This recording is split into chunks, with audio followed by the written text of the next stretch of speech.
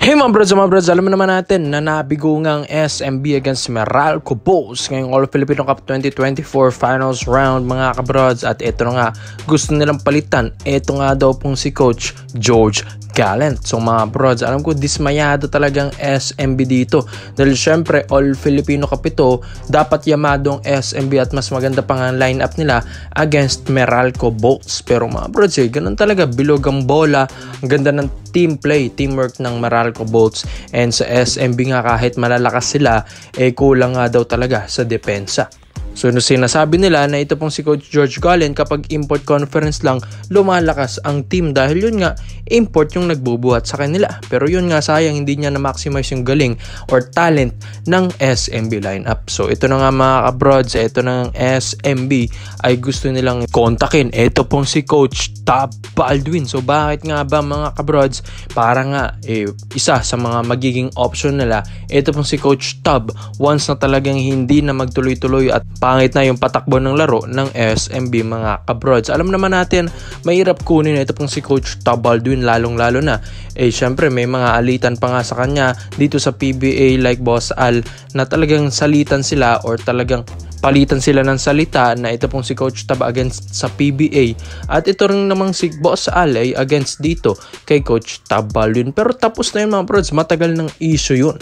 Ito na si Coach Tab ngayon, sabi nga rin at yun nga, kamakailan lang din, mga ilang buwan ding nakalipas na ito pong si Coach Tab ay ilang araw nga daw itong hindi nakapag-ensayo sa Ateneo Blue Eagles. So baka nga mga brods, ito pong si Coach Tab ay aalis na rin ng Ateneo. Pero syempre hindi pa naman yan kumpirmado mga brods, pero yan ay possible lang. So once na ito pong si Coach Tab ay umalis dyan sa pudar ng Ateneo, marami talagang teams ang pwedeng mag-offer sa kanya, lalong-lalo na sa overseas. Dahil syempre NBL 3-time NBL Australian champion din naman itong si Coach Tab Baldwin dun sa NBL League, dating pinaglaruan ni Kai Soto.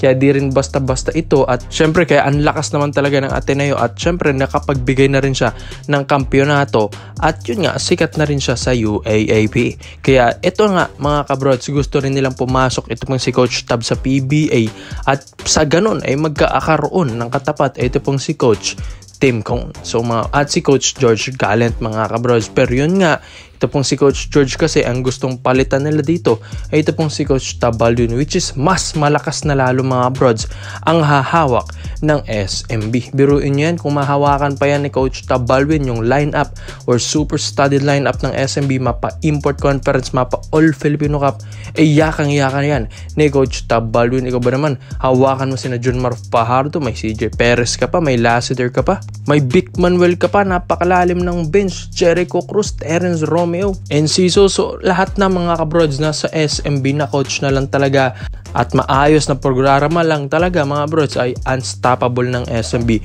sa PBA mga kabrods So yun nga, subok naman na rin ito pong si Coach Tab Baldwin, maski nga college players ang kanyang kinukuha sa Gilas Pilipinas, nakakapanalo pa rin sila against the best of the best ng ibang bansa. So talagang malakas si Coach Tab Baldwin mga brods. How much more nakapapasok ito ng PBA at SMB pang mahahawakan. So syempre siguro mapapakamot ulo na lang ito pong si Coach Tim Cone dito. Pero mas maganda nga daw sabi nila na mapunta ito sa independent teams mga brods para magkaroon na din ng match ito pong MVP management and SMC management. So ikaw mga brods Coach Tab Baldwin sa SMB kapalit ni Coach George Gallant, alam ko naman napapayag ang lahat. Pero sa tingin nyo ba, papayag ang Ateneo at si Coach Tab? Komento mo lang yan mga brods at isa-isa natin yan. So dito naman po tayo sa kabilang balita naman natin mga kabrods. Ito na nga, Barangay Nebra San Miguel, alam ko gusto na rin ito magpalakas ng ilalim nila, kaya ito pong si Tyro Seal, ang power forward or shooting forward ng Blackwater Bossing mga kabrods, ang isa nga sa mga namamatan na ngayon ng Barangay Nebra San Miguel. Alam ko marami na nangyayari, tapos ng ating finals ng Meralco against SMB, off season na tayo mga brods, kaya dito na gagalaw lahat ng mga teams at papasok pang rookies, lalong-lalo na yung mga imports dyan. Kaya ito na nga, ang Barangay Nebra San Miguel gusto nila palakasin yung ilalim nila, at yan nga kanilang weakness, kaya lagi silang matatalo at hindi makatungtong ulit ng kampyonato mga bro. So itong si Tyrus Hill, malaking boost ito sa Ginebra. Isa nga ito sa mga pwede nalang kunin, lalong-lalo ng Blackwater Bossing ay yun nga, syempre alam naman natin na farm team ito mga kabrods, kayang-kayang kunin ito ng Ginebra. So si Hill, kahit tignan nyo yung stats niya ngayon, alam ko mababa ito mga brods, 5 points per game ngayong All Filipino Cup. Mababa man yan dahil syempre binabangko siya ng Blackwater Bossing. So itong Ginebra, kaya nilang i-maximize yung talent ni Tyrus Hill mga brods, lalong-lalo na ito pong si Coach Tim Cone, ang galing niyan magpalakas ng player. So syempre sa inahahalin tulad nga nila ito kay Jamie Malonzo, pero mas shooter nga lang si Malonzo pero mas athletic ito pong si Tyrus Hill. Di hamak na malakas ito mga brods, 6'5 or 6'6 to 6'7 din ang height din nito mga brods ha. So malaki-laki at athletic din na power forward ito. Di rin basta-basta ito mga brods, isa nga ito sa mga nagiging import stopper ng Blackwater Bossing. Hindi ko nga alam bakit trinade pa ito ng Converge Fiber Xers, and lakas-lakas na rin ito. At isa pa dito, bata-bata pa. Ito pong si Tyrus Hill mga brods, nasa 28 years old lang din naman ito pong player na ito. Hinug na rin mga kabrods. Ang isang kulang lang talaga ni Hill mga brods ay yung kanyang scoring ability. Nandun na yung kanyang athleticism. Pero yung bilis niya, pwede mo pa nga itong gawing backcourt rotation ng Ginebra. Pero yun nga lang, yung scoring niya mga brods, sa shooting, kailangan improve pa yan mga brods. Yung kanyang ball handling, medyo okay na. Perimeter kailangan din i-improve. At yun nga, once na ma-improve yun lahat, syempre full package na ito pong si Tyrus Hill. Dahil kung makikita yung laro neto at highlights neto, nasa kanya na yung depensa mga kabrods. Yung taas niya tumalon mga brods, napakalaking bagay sa isang kupunan, lalong-lalo na yung kanyang rebounding skills. Minsan, umiisa-isa rin ito or umi-sniper rin ito sa tres mga brods. May shooting din kahit papano, pero kailangan i-improve yun. At yun nga mga brods, ito pong Barangay Ginebra San Miguel.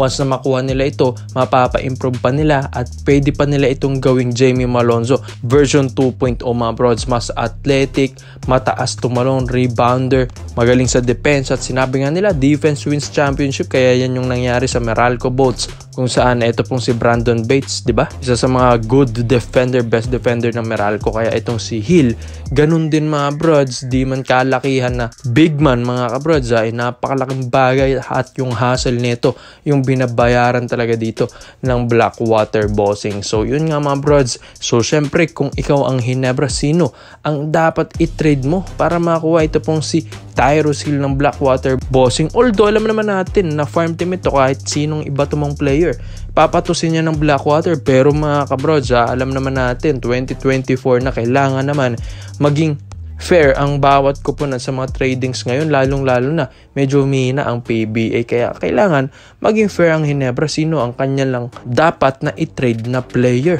mga kabrods nang makuha nila ito pong si Tyrus Hill. Kaya i-comment mo naman lang ang opinion mo dyan mga kabrods, isa-isa natin yan. Salamat po sa panonood mga kabrods. This is our rated highlights lang.